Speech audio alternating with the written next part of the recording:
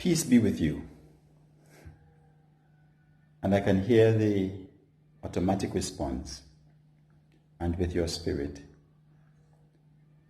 But this greeting of peace is being received today amidst the stay-home measures to help stop the spread of COVID-19. And yet, even in the absence of our demonstration of faith, it is still the Sunday on which the Universal Church calls us to celebrate God's divine mercy. And so what I set out to do in this video is to reflect briefly with you on the theme, One Family Rich in Mercy. Of course, this theme was chosen by the organizing team of the cluster celebrations during the planning stages of the event. Confined as we are to the comfort of our dwelling spaces, we can identify with the disciples who found solace within closed doors. They huddled together out of fear, and we, on the other hand, are huddled together as families because at this time of COVID-19, we want to be good, obedient, caring, and law-abiding citizens. And that's the first aspect of these times that unites us. So we are one family in that respect. But we know that family members are living and sharing everything in common these days. In some instances, though, that type of close communal living can pose a discomfort to many families. So while some are making peace, others are making war.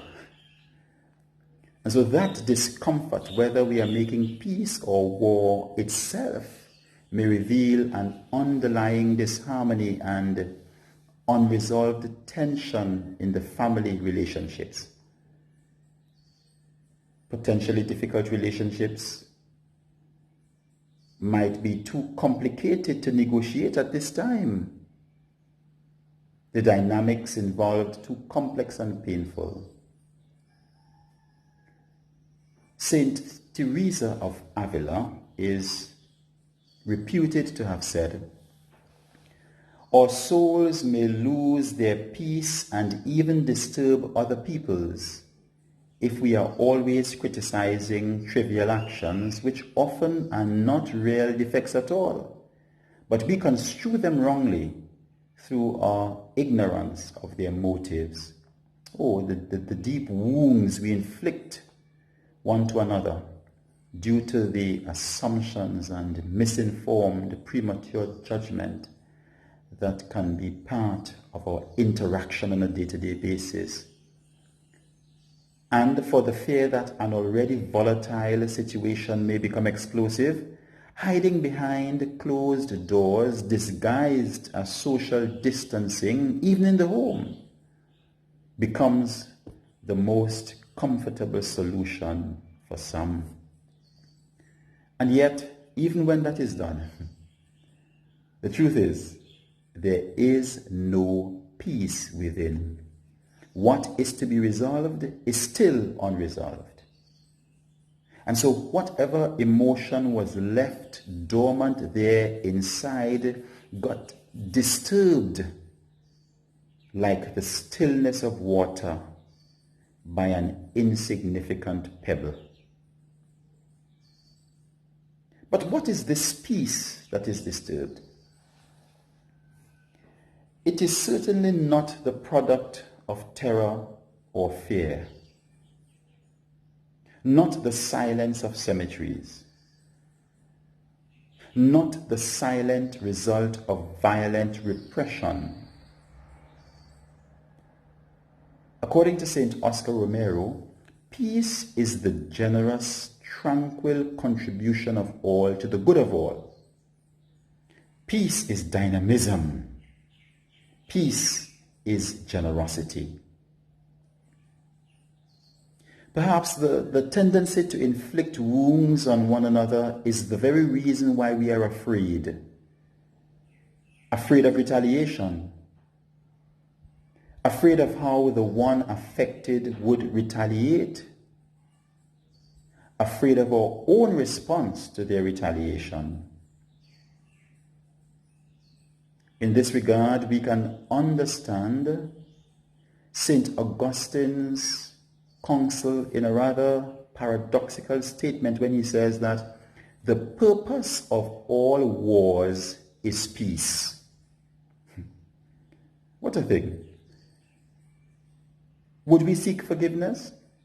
For those whose sins you forgive, they are forgiven. For those whose sins you retain, they are retained.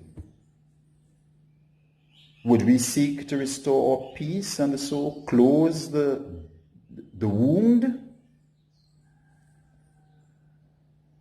Look again at the possible connection there might be between feeling wounded and receiving the consoling greeting of peace. It is in there, I believe. Within those closed doors of isolation due to a lack of forgiveness, it is in there where Jesus would break through, bringing mercy and healing through the challenge of reconciliation. In her diary, St. Faustina recorded a most comforting message from Jesus. When Jesus says to her, "Tell aching mankind to snuggle close to my merciful heart, and I will fill it with peace." In that context, my dear brothers and sisters, look again at the fact that at his announcement of peace, Jesus showed his pierced hands and side to the apostles. Let us then take shelter in the wounds of Jesus. Hide in his wounds. There is healing there. In there, there is forgiveness, there is reconciliation. In there, there is the strength that we need to be agents of reconciliation, to be people of mercy, rich in God's mercy. And if there is doubt, if there is difficulty trusting God, the truth is that God directs his mercy to those issues. Jesus said to St. Faustina, "Be at peace, my daughter. It is precisely through such misery that I want to show the power of my mercy." And again, mankind will not have peace until it turns with trust to my mercy. You know, when asked what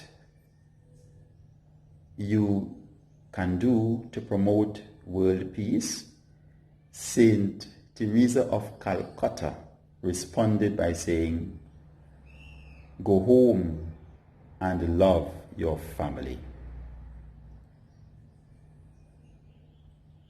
Peace be with you.